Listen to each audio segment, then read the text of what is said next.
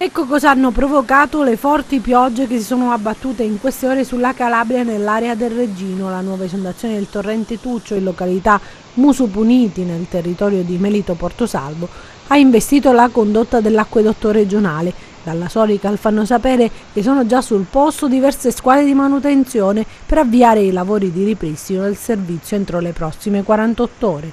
La rottura alla condotta ha momentaneamente portato all'interruzione del servizio idrico in alcuni comuni di Reggio Calabria, in particolare nella zona sud fino a Pellaro, a Montebello Ionico, Rogudi, San Lorenzo e Motta San Giovanni.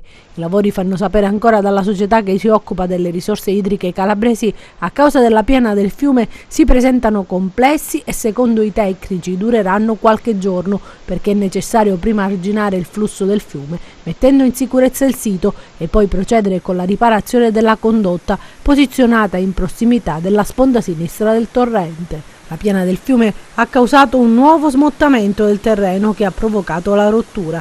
La Sorical, nonostante la tempestività nell'intervenire, fa sapere che già nel 2017 ha segnalato agli uffici preposti della Regione e della Prefettura di Reggio la vulnerabilità del tracciato della condotta a seguito dello sgretolamento dei muri di protezione della Fiumara.